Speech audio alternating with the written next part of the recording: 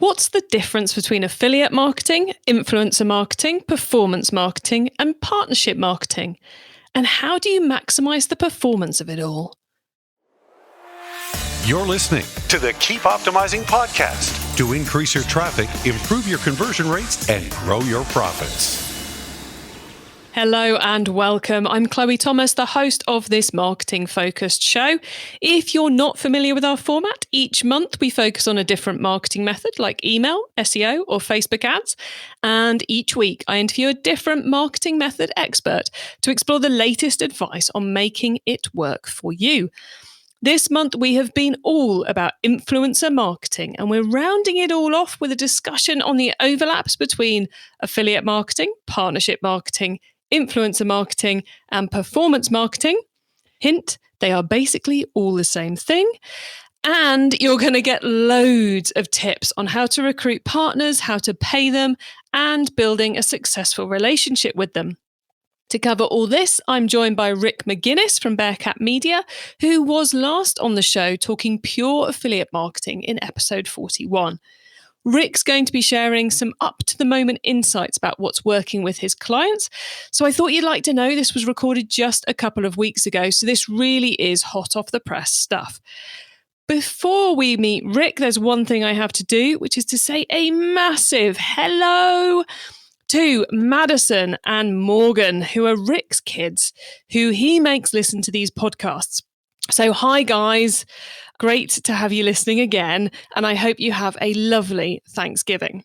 Now, we're just about to meet Rick, but before we do, please do check out our sponsors. This podcast is brought to you by Klaviyo, the email and SMS marketing platform that helps you send messages like an e-commerce expert, even if you're just getting started. Create your free account at klaviyo.com/masterplan. That's klaviyo.com/masterplan. Today, I'm chatting with influencer marketing expert Rick Magennis. Rick has been in e-commerce marketing for nearly 10 years, growing sales the right way for his clients. He's the president and founder at Bearcat Media, an affiliate and influencer marketing agency. Like me, over the last few years, he has seen the worlds of influencer marketing and affiliate marketing collide, often with fantastic consequences. Hello, Rick. Hi, Chloe. How are you? I'm good. It's lovely to have you back on the podcast again. So thanks for agreeing to be on twice in 1 year. No, it's my pleasure. I love talking marketing, specifically affiliate and influencer. So I'm ready to get started. Excellent. Well, I mentioned about the kind of the worlds colliding of influencers and affiliates. Obviously, you come, as we explored the last time you were on the show, from deep in the affiliate marketing world. So at what point and kind of how did you decide you needed to shift from being pure affiliates to including influencers in what you do? Well, it wasn't really anything that I had decided. It kind of was decided for me. When I'm reaching out to potential affiliate prospects for clients, the influencers are kind of mixed in there with the affiliates, and you have to do your own research and actual communicate with them to find out if they're like an influencer, an affiliate, if they want to play on both sides where they want to get the fee or the commission. So it was really something that I had to just deal with because it's how the performance marketing world is now evolving into is influencer and affiliate are kind of merging where affiliate, the performance model, where it used to be like everyone would just get a commission for the sale. Now, a lot of these partners are requesting an upfront fee plus the commission. So that's where it's headed, and I think it's a good thing for the whole industry. But I'm sure we'll get into that in a little bit. But it was it's ever evolving, as you know, with digital marketing in general. Things don't stay the same for too long. Oh, no, they certainly don't. And I think on at least one of the other podcasts in this series, I've made the point that when you're researching to find partners to work with. We use the word term partners just to confuse us even more with the amount of terminology we're using. But when you're searching for partners, Googling it or looking on, specific search engines or social media, etc., you can end up finding people and businesses who would be brilliant link providers. If you're doing some outbound link building, you find people who make brilliant influencers, and you find people who make brilliant affiliate partners. And it's kind of like, is it stupid of us to try and classify these as different things or to treat these as different jobs when actually what we should be looking for is a great partner? And then whether they're an affiliate, a link building prospect, or a influencer or something else is actually, it's just a possibly even a defunct categorization now. We should think partner first. What do you think? I agree with that 100%. The affiliate side and the influencer side, we talked about, they're kind of merging into one. And the new term that is being used most often in my industry, the affiliate side, is partner. You're building partnerships with people and brands. You're not having them as an affiliate or an influencer. They're a partner in your marketing, helping you grow your business, however it may be. It may be through social media, it may be through a review, whatever it is. They're still a partner to you, and that is the way that we're moving. I'd say for the foreseeable future, for the next few years, it's going to be partner marketing is going to be the term that's going to be used a lot more, and you'll be hearing that. And again, you mentioned it earlier, to just why not confuse us even more? Affiliate, influencer, now it's partner. What term do you use? That's really up to you, but they're kind of interchangeable in a way where you could say, join my affiliate program, join my influencer program, or join my partner program. They all mean the same thing in a way, where you're all partnered together, and the affiliate and influencer are earning a fee up front and or a commission on the back end. Whatever it is, it's all the same, and unfortunately, it's gonna confuse a lot of people. But there's a lot of companies out there in the tracking, like the influencer and affiliate tracking programs. They're moving towards the partner terminology too as well. So again, it's whatever you want to call it, but just be aware that there's at least 3 that are really mainstream terms nowadays. Yeah, it's kind of crazy, isn't it? Because when your first answer, you were kind of explaining or kind of categorizing affiliates as they get a commission, influencers they get a fee up front, and if they're both, they kind of get both. But it's like, I think in that answer you were just saying, I think you were edging towards something which I think is always true in marketing. It's like, we on the back end of things, behind the scenes, can call it whatever we like. The important thing is who our target audience call it. And if you're a brand who's looking to recruit people, partners who are going to promote your business in return for some kind of reward, whether you call your program an affiliate program or an influencer program has far more to do with whether the group of people you're trying to recruit see them as influencers or affiliates, more than it does what you want to call them internally or what your job title is. It's consumer-based terminology, I feel.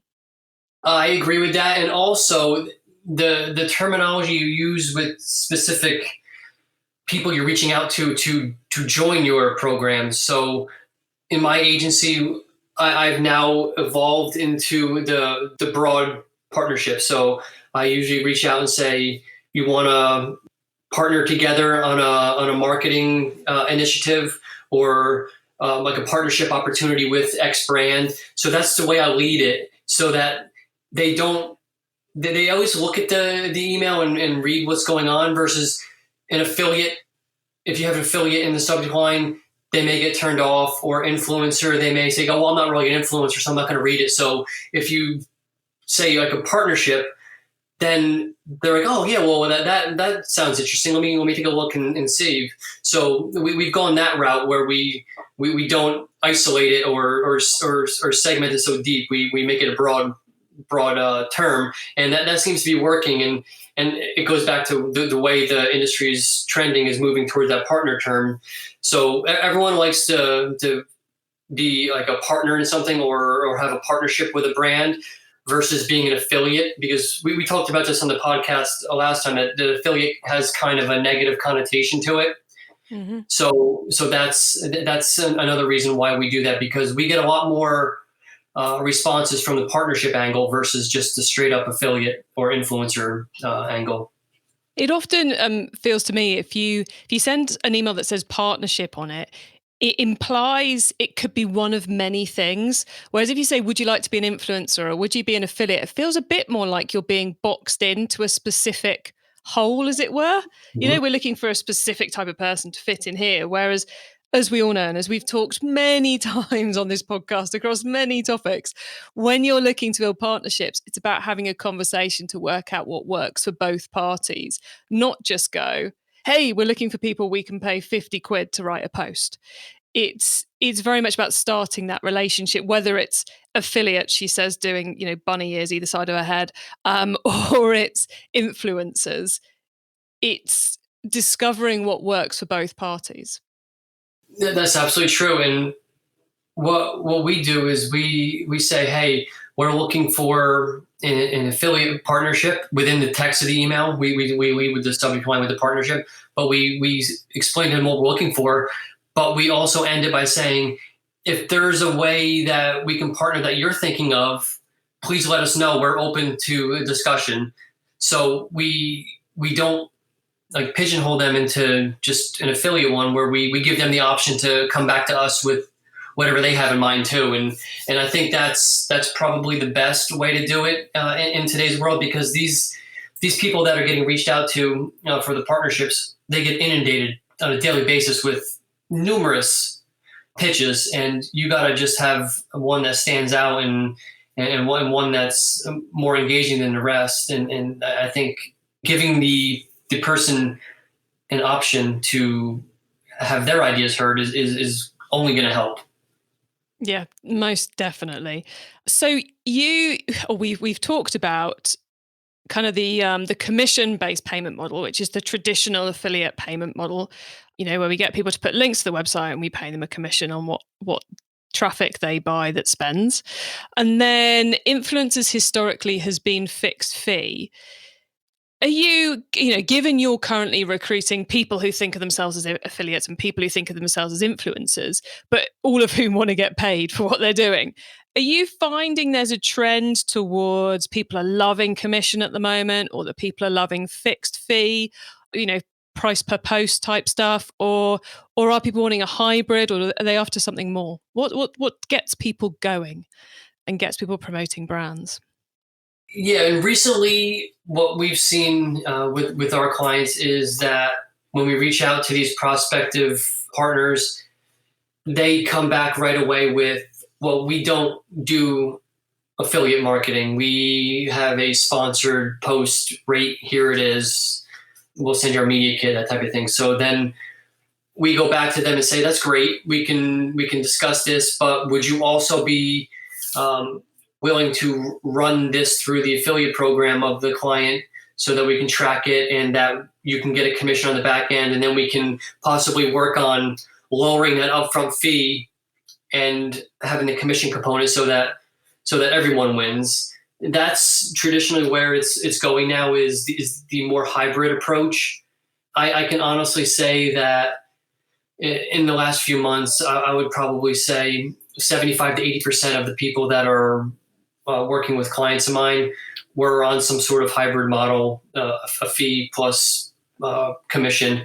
And a few years ago, that was probably not the norm, but now it absolutely is the norm, because you got to think about it from the other person's perspective, that they're taking a lot of time to create the content, whether it be written, video content, whatever it may be. That takes time, and they can't just rely on a commission. They gotta get paid for their time. So the fee is justified in a way, but how much that fee is can always be negotiated. So I see the benefit there, but moving forward, I don't see anything changing. I don't see it going back to strictly commission based. That's just something that's probably in the rearview mirror, and we're never going to see that 100% again. there's gonna be instances where that happens, but overall, in the majority, it's just going to be more of a hybrid approach. That's just the way I see it, and in the way the trend is moving in that direction as well. As you were describing it, I was thinking about how similar it is balancing that fixed fee to commission, getting that right for people is very similar to if you're recruiting a salesperson. Someone who's got targets to hit. There's always that trade-off between how much is their base salary and how much is their commission-based salary. And it's exactly the same human psychology. And then the other thing which struck me as we were going through that is that paying someone to create the content, most brands, most businesses these days are taking the content that their influencers create and put out for them and reusing it on their own social platforms as kind of a hybrid form of user-generated content. So if they're doing your social media job for you, of course you should be paying them something, but it's going to be a balancing act from affiliate to influencer to affiliate to influencer to get how much is fixed fee and how much is commission based and how long that commission runs for, right from partner to partner, isn't it?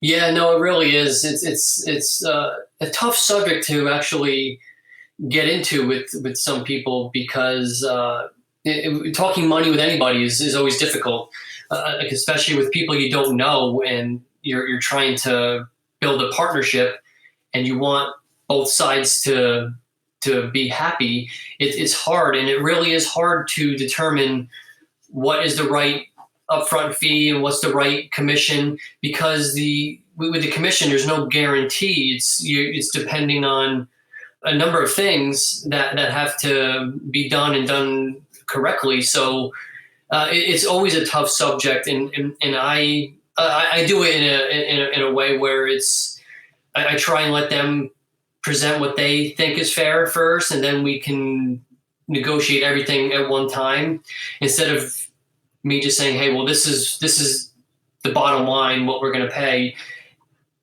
and take it or leave it kind of thing. And I don't. That doesn't work too often. I've done it before. It just doesn't work. So I let them present it, and then we just go from there, just to make them feel like that they're contributing to this and they're making it, they're getting what they want, but it may not be exactly what they want, but they're getting close to what they want. And it's just one of those difficult conversations. But as you do them more and more, you tend to know what to say and how to say it so you don't offend anybody either. Oh, so true. So Rick, is what you're saying, because I've heard a lot of people in the influencer marketing space and historically in the affiliate marketing space say about having kind of an entry level, let's just get people started, fixed set of criteria for the payment. And then once you've got some results coming in, negotiating or taking people up through the tiers and that kind of stuff. Is what you're saying that you're finding now as part of the recruitment process, you have to open that negotiation, and as you were saying with your tip there was to say to them what would you be looking for as the starting point so they can put their cards on the table first? Yeah, so we typically do everything in one shot. So we do the fee and then the commission's all set up. But there now comes a time where we may have to do some other incentives to get them to continue promoting. We may have to maybe extend the cookie duration, which again is another subject because they're going to be going away soon. But we may do some sort of tiered performance commission. So if they perform well and they hit certain metrics, then they'll get a higher commission type of thing. So what we agreed to at the beginning is not necessarily the final result. It could be a little bit different just based on what we agreed to in terms of performance metrics and things like that. And that all comes down to the partner who we're working with and their ability to understand how they can make more money in a performance model over time if done correctly, and also just making sure that they understand that we're not here to take advantage of them and their time. We want everyone to win. So again, comes back to having the conversation. with them and what's going to make everyone happy. So that's basically how we've been operating lately. And when it comes to having those conversations, as the program evolves, you recruit someone straight away and they run a campaign for you. How often are you going back to them to not quite renegotiate, but rediscuss what's coming up, what promotions are happening, and how much notice are you giving them as well?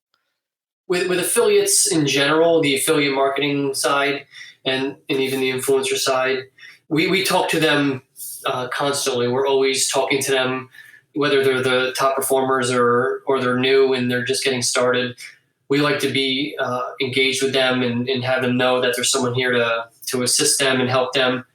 We talk to all our affiliates multiple times a month, some more than others, but minimum 2 times we communicate with our affiliates and partners, because we know that they could easily go somewhere else and promote a competitor's brand. So that's why we do that. And we actually got a comment yesterday from a new affiliate that's going to be joining one of our clients' programs. They said that they've never had an affiliate manager so active and engaged right away than what we've done. So it works, and it just shows them that we're serious, that we're here to help them however they want, and they can see that. They can see, okay, well, they're not going to just back out and go back on their word. They're gonna help me.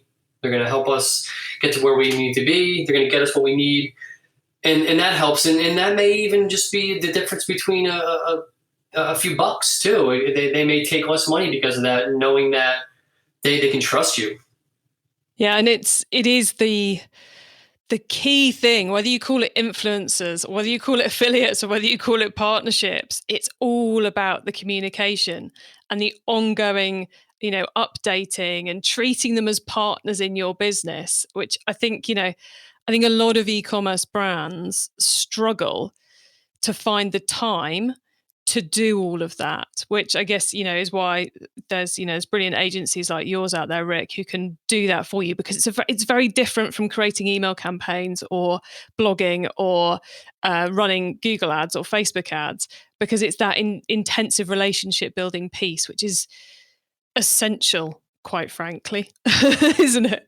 Well, it's absolutely critical, because on my team, I have two people that are exclusively recruiting and activating affiliates. That's all they do, is bring in new partners, activate them, and stay in touch with them and get them whatever they need. And that's full time. So that's 40 hours a week that 2 people are doing that. So it just shows you how important that piece really is.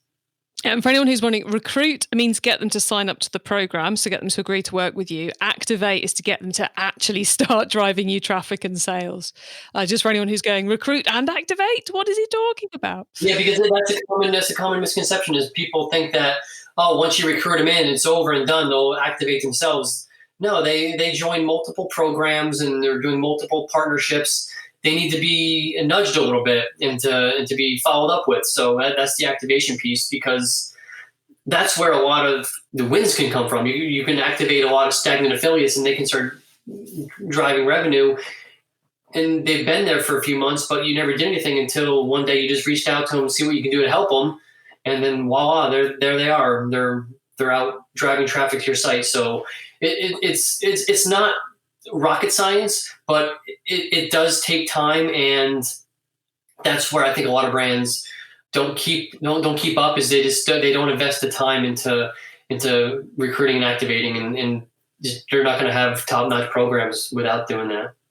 Yeah, it doesn't matter how many influencers or affiliates you've got who say you want to work with you. If they're not actually driving you traffic and promoting you, it doesn't count, everybody. You've got to keep them doing their thing for you. Well, look, thank you, Rick, for all of that. We're going to pause now for a reminder of our sponsors, and then we're going to talk about the whole wide world of influencer marketing. Ready to turn your small e-commerce business into the next big thing? Klaviyo can help. It's the easy-to-use email and SMS platform that gives you everything you need to build genuine relationships with your customers. And even if you're new to marketing, Klaviyo can help you become an email expert with drag-and-drop design templates, simple insights, and made-for-e-commerce reports and recommendations. Give it a try today with a free account at klaviyo.com/masterplan. That's KLAVIYO.com/masterplan. Okay, Rick, so far we've gone deep into, I guess, the mishmash of partnerships that is affiliates and influencers. Now you get to wow us with your insider knowledge about the whole of the world of influencer marketing and affiliates. So for the following questions, your answers can be anything to do with, let's just say, partnership marketing, which of course includes everything we've already talked about. So Rick, are you ready for these? I'm ready. Let's go. Let's start with partnership marketing newbie advice. If we've inspired someone to take their first step, what do they need to know to give themselves the best chance of success? That this is not a short-term game. It's long-term, meaning that you have to build relationships with your partners before they will go all out for you. If you have the expectations that you're going to just bring people on and just give them a link and that's it, it's just not going to work. You have to think long term.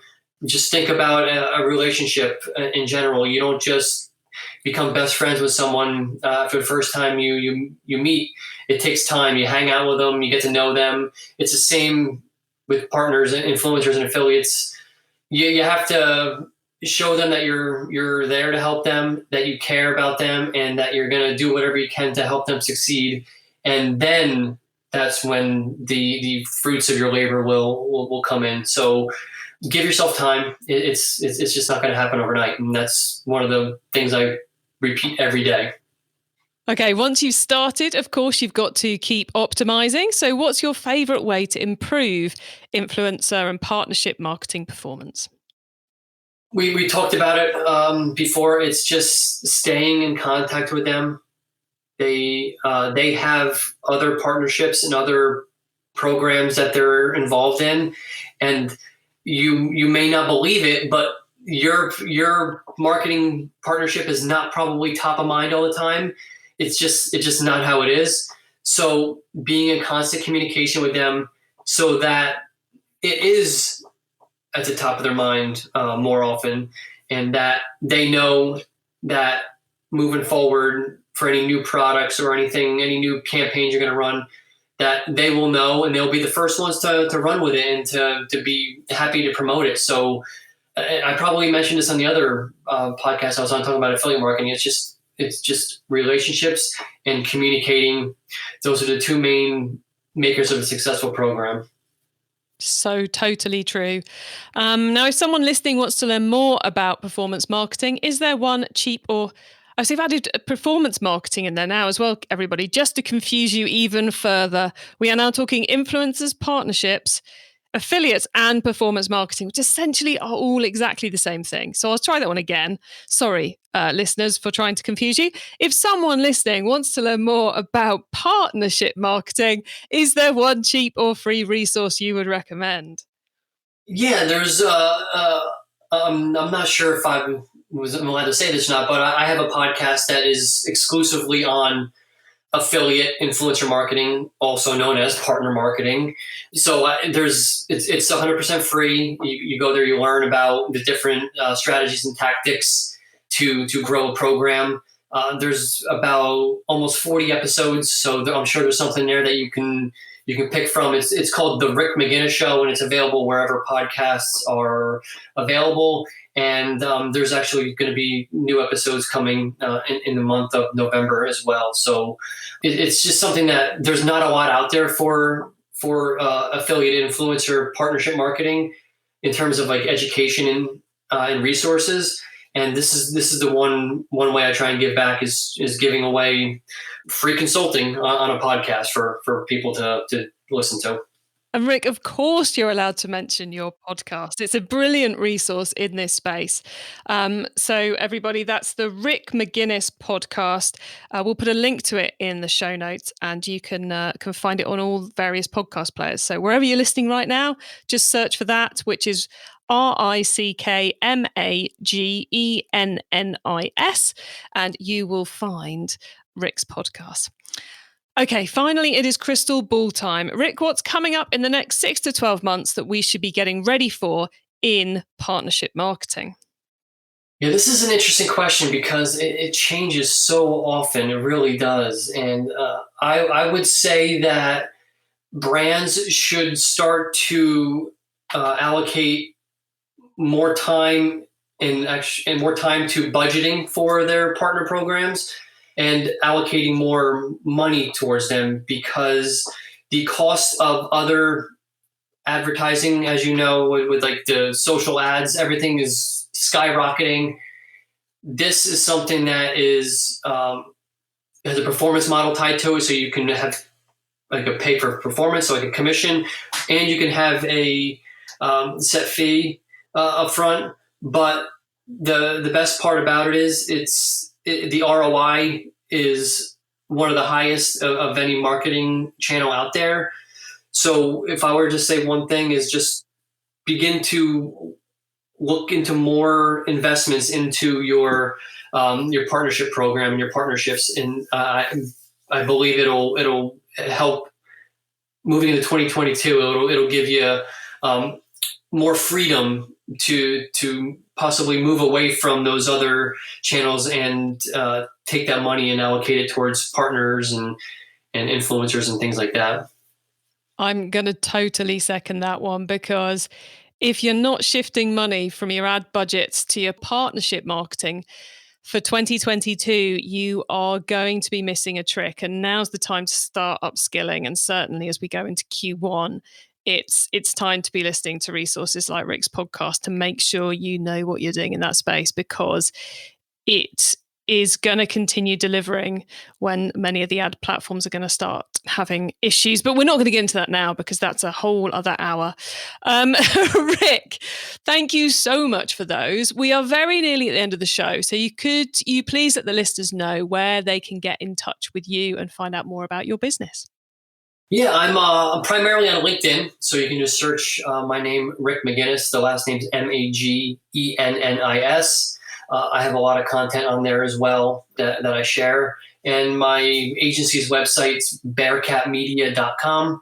You can learn more about how we help brands start and scale affiliate programs, influencer programs, and to put all together overall a partner program. So we do everything from starting a program to taking over existing ones. It doesn't matter. We're knowledgeable and experienced in all that. So the bearcatmedia.com is the company's website.